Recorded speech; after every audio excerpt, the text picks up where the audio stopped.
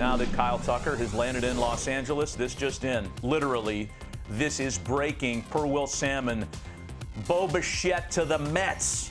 A 3-year deal pending physical, according to Will's information. No details on money yet, but a 3-year deal is what's being reported now for Bichette going to the Mets. We had Bichette going everywhere but the Mets. No, we actually had him at the Mets. Remember the other day, Matt, we said what's going to happen with Marcus Semien? And they'd have to figure that out. Remember that conversation? Well, you had it, but I was firmly on the other camp. I said, no way this happens. You were on it all along, turns out. And I guess, Harold, the Tucker contract expedited this arrangement because the Mets had to do something, and they end up getting Bo Bichette. Well, it's a shocker because I thought he was going to Philly. You know, at the end of the day, I think we did that. The one thing that hits me immediately with these back-to-back announcements is, what is Toronto going to do? Because Bo's gone, and now all of a sudden they don't get Tucker. But I look at Toronto, and I say, yeah, but you got Ernie Clement coming on. You got Barger coming on. I think they look at their other options and said, these guys played so well in the postseason. It looks like they're turning the corner that they may have star players in their own fold. Now let's bring it back to the Mets and Kyle Tucker. You tell me where you want to go. The Mets and Kyle Tucker, I felt like that was the greatest need. Because they didn't get him, they pivot to Bo Bichette, which also fills an offensive need. This creates a pretty interesting infield dynamic, and you've already speculated on that. I felt like the team that needed the most between the Dodgers, the Mets, and the Blue Jays was the Mets. And now we have some money attached to it, Harold. Per John Heyman, 3 years at a total price tag of $126. Now, the fascinating third shoe in this equation is Cody Bellinger. Because as soon as I heard Tucker to the Dodgers, I thought bad news for the Yankees, because now the Mets are going to come in way over the top on Bellinger. Now that the Mets have signed Bo Bichette, is that a little better landing now for the Yankees? Do they have a better path at retaining him, or are the Mets still in play for him as well? Well, I think what we're seeing, Matt, is a total dollar amount. Not years. Don't get caught up in that. Like the Tucker thing, I look at the 240. I don't look at the 60 million. I'm looking at the 4 years. I'm looking at the number 240. Bo Bichette is at 126. Does that tell me they cannot afford Cody Bellinger? No, it doesn't. I still think Bellinger's in play with the Mets. And it does put some pressure on the Yankees, but I still think Bellinger's in play. If you get Bo at 126, it's not 226. It's not 326. It's 126. I think you can still do that. And you brought this up, Matt, and I'll throw it back to you with this. Remember when we were talking about the combination of the pitchers? Would I rather have 3 pitchers or 1 guy? And I think the Mets can do a little combo here with Bo Bichette and Cody Bellinger. So you're saying perhaps, and we're not dollar for dollar here, but for the price of a Kyle Tucker, they might still be able to reel in not only Bo Bichette, who's reportedly signing there, but get their man in Cody Bellinger as well. If that's the case, then Mets fans have nothing to wring their hands about this being a poor offseason. But when you think about the fan favorites that have left, this is a team that has really, Harold, really changed its face.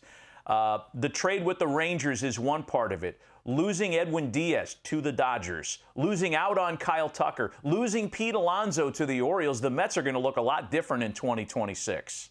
I tell you what, I like Bo Bichette with the Mets better than any place he went. So better than the guys that were out there, better than Bellinger, better than Tucker. He's a right-handed hitter who can stand behind Soto. I thought it fills the hole now for Pete Alonso. That was the biggest blow for the Mets, was Pete Alonso leaving, but he was right-handed, and he could protect Soto. I think Bo Bichette gives him that protection. So that's a big move for me in that front, if we're talking lineups and things like that. And real quick, back to the number. Now, I know people, how they think sometimes. So let me go back to what you were talking about. You got 240 with Tucker. I don't think a combination of 240 and 126 for Bichette gets it done. I don't think Bellinger's going to be in that 240 range. Maybe he is. But even if it was 200, Matt, that's still 326. We started the winter thinking that Tucker was going to be in that $400 million range. I know he had a 10-year offer out there that gets him maybe to those numbers. So if you're the Mets and you start thinking dollar for dollar, like we're talking about, and you think, hey, I can get both these guys in the fold for 300 plus million, that's a great deal. Yeah, we got some more context coming in on this too, Harold. Ken Rosenthal sending this out on social media. Some more information on the deal. Bichette to the Mets. Will Salmon had it at 3 for 126, and Kenny adding no deferrals and opt-outs for him after years 1 and 2. We're almost guaranteed of that. I mean, every time we break news of a contract, we can assume opt-outs after years 1 and 2. We've joked in the past that there'll be opt-outs in future contracts after the first at-bat of a Tuesday. I mean, it just seems like that's how you have to do business now. I want to circle back to Toronto with you, Harold, too, specifically, because, look, the Blue Jays were a postseason team last year. They came a breath away from winning a World Series. They added a Japanese import up the middle at shortstop, right? It's pretty clear now that Okamoto is going to play every day for them. Barger is guaranteed everyday playing time now that Tucker's not biting into that. He's going to face plenty of left-handers this year, I would imagine. Toronto's still a formidable team. I think it's a fascinating market, given Toronto hasn't been a player in some of the guys we link them to, including Ranger Suarez, who signed elsewhere. They got their guy earlier when they paid $210 for Dylan Cease. But where do you rank Toronto now? If the offseason were to end right now and Cody Bellinger were to play in Japan, let's say he doesn't sign in the AL East, how do you slot out those AL East teams? Well, I still think Toronto's, because of their pitching, because of what they're doing, is still kind of at the top of the heap. I love what Barger and Clement showed us. They're top big time big league players, and I think that they looked at that and saw that. I don't think they missed a beat. They made their move when they signed Vladdy at 500. I didn't think Bo was going back. Admirable the way Bo came back and performed in postseason, but they made their decision on Bo and Vladdy back when they decided to sign Vladdy Guerrero. And so now I think they made their decision when they saw the postseason that they've got two baseball rats in Barger and in Clement. Here's my last prediction for how the Mets are going to behave this offseason. And I'm not sure what happens with Cody Bellinger, because there seem to be a lot of things in play here. We know it's going to be a very lucrative deal. I still think, as they did on the first day of the offseason, that Framber Valdez lands there, because they can't be done yet. They did need to address starting pitching. And Framber's the biggest ticket still out there. You'd be led to believe that the Mets are still sitting on some resources. And if that were to happen, call this a really good offseason for the Mets, despite losing Alonso and Diaz. I would agree with you. And here's the thing, Matt. Who came out with the $50 million first for Tucker? The Mets, right? And the Dodgers said, no, we're going 60. Who did the Dodgers take from the Mets? Diaz. We can't discard the fact that the Mets and the Dodgers are going at it.